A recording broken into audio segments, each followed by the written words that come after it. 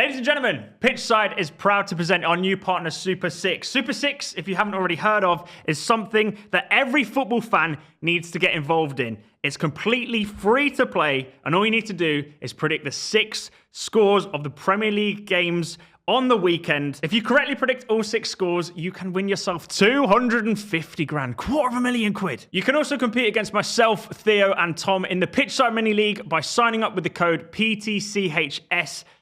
That is PTCHS6. And if you win the Mini League each week, you can win yourself £100 worth of classic football shirts vouchers. So I, of course, am an Arsenal fan. I'm going for 3-1 Arsenal at home at the Emirates against Leeds this weekend. It's so easy to play. Just predict your 6 scores, enter your golden goal, hit submit, and you are all set for the weekend. It's a free shot, £250,000. Who wouldn't want that chance? You may as well get involved. There's already been 3 Super 6 winners this season already, and there's a guaranteed £5,000 prize every round for the player that scores the most points. So even if you don't get 6 perfect scores, there's still a chance to win money. To get involved, click the link in the description. Terms and conditions apply.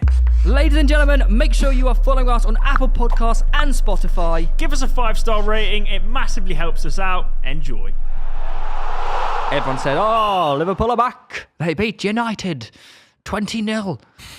No. It might as well have been. It makes no difference to the position in the league, does it? But also, no. Lost to Bournemouth Yeah. out of the Champions League to Real Madrid, which was inevitable after the first leg. Are they back? Are they getting top 4? They just had a freak result. They're definitely better. Got more players back from injury. Yeah, they're getting there. Like, I don't think they're back. I think the United.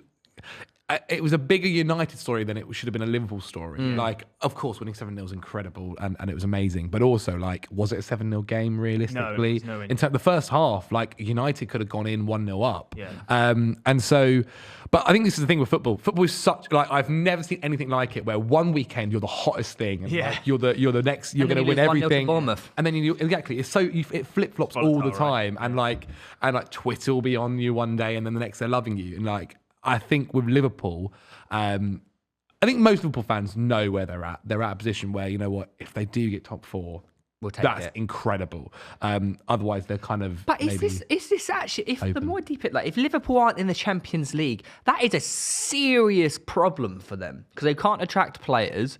They are Mr. Champions League in England. Yeah, but that's actually a huge. Surely there has to be questions. Like, Liverpool get the Champions League. That's what they do. They are the Champions League. But if they don't get it, surely you have to look at Klopp. But I don't know whether Champions League football actually matters as much anymore about like a player. Like, if you're a guy if you're like getting into your 30s or whatever, and you've never played in the Champions League, maybe. But like, I think you guys, for instance, in the summer, Arsenal attracted some really good players. But young players from like, if you're without Champions League football. For example, Bellingham. Yeah. If Liverpool aren't in Champions League, he's not going there. I don't think they're going to get him anyway because he's going to cost too much. But you say they can afford him. See, I'd be different because I'd say, actually, you can go, okay, we're not in the Champions League this one, but next season we will be because you'll be here and we'll be in There's no time to wait now. Football's all about the now. There is. If you're Bellingham and you're 19, it's slightly different. Is that? I don't necessarily think that's true. Arsenal.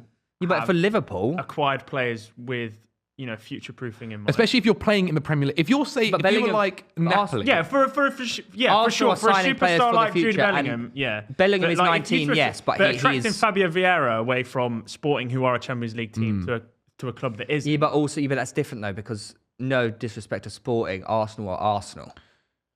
Even if they weren't in the Champions League, they're in the Europa, and they were building something. But Gabby Jesus, Zinchenko went from Man City winning the Premier League all the time. Like, as much as you guys have been incredible, I don't think Gabby Jesus and Zinchenko thought they were going to win the Premier or be where they are with Arsenal, right? Don't mean that disrespectfully.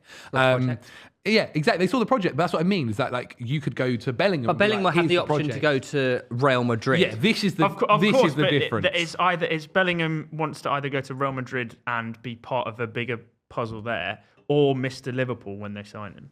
Like, he's the guy to rebuild that club. Like, I don't think the Champions League is the thing that's going to be like, that's what's going to make it. But in terms of like, it's Real Madrid or Man City, it's like when you get, you know, like or a whoever. career mode transaction, and then they say, what kind of level of player are you going to have? And it's like crucial first team player, the main man, or just a squad player. At Real Madrid, yes, he would be a huge part of an incredible club. But if you went to like a Liverpool or a Manchester City in the Premier League, not only is he coming home to the arguably in his mind the greatest league in the world, but he's part of or he is the main part of a club going forward. Do you know what I mean? And you can see in the way that he plays for England as well. He likes being the centre of attention. Mate, his shot against Italy. Yeah, it's a really good save. Imagine that goes in. I didn't realise how big he is. Yeah. By Very the way, broad shoulders. Until you see him live, big guy. It's ridiculous at being 19 years old, and he's just that huge. Yeah. He's got everything. Like he could be England's best ever midfielder one day. 100%. 100%. The way he's playing at the moment, it's frightening. Because then the idea of him then coming to a better team and playing and doing that in the Premier League week in, week out is scary. It's so weird that, how England usually are like, you hype these players up and he's classic England, they'll get too much and they'll fade off and stuff. We forget Bellingham is 19. Yeah. Like, we're doing a classic England, but there's something different about him, that his level of maturity, same with Saka, 21. Yeah. These guys, they're future captains already. Like, you can see it. It's crazy how good they are. The England team that is getting made at the moment, or that is being produced, is something that I think other countries are legitimately scared of. And when they're also applying their trade at this young age at the top of the league for Arsenal and for City, like in Foden and whatever club, Liverpool, whatever, Manchester United. Yeah, Rashford, who's considered old at like 25 now. Yeah. He's one of the more experienced heads. Like the squad that England are developing into, which is why I've said this. I'm almost certain I'll see England win something in my lifetime. And I wouldn't have, fingers crossed, touch wood. But I wouldn't have believed that maybe 10 years ago. But now you've seen the talent and the production level that's coming through. But it's no coincidence that this is happening. If you look at the project that was set out 10, 15 years ago by England, by the FA, Definitely. And especially with the fact that we're under 17 World Cup winners, a lot of those players are in this squad. I think it's been helped as well that now in the Premier League, we're more willing to give youngsters a go. And also, youngsters are taking careers into their own hands. Like, if they're not getting minutes, they'll go abroad, where they never used to do that. Look at Sancho. Look, obviously, maybe not quite worked out just Tomori. yet, but Tomori, Bellingham at Dortmund. There's several kids. Even Reece Nelson went abroad. Yeah, exactly. Reece Nelson, Madueke. Reece Nelson went abroad. No, Madueke. Yeah, he was at PSV as well. Like, they're taking him in. They don't mind the idea of, whereas, again, 10 years ago, that was crazy to have thought, which is also developing them and then getting them back later on.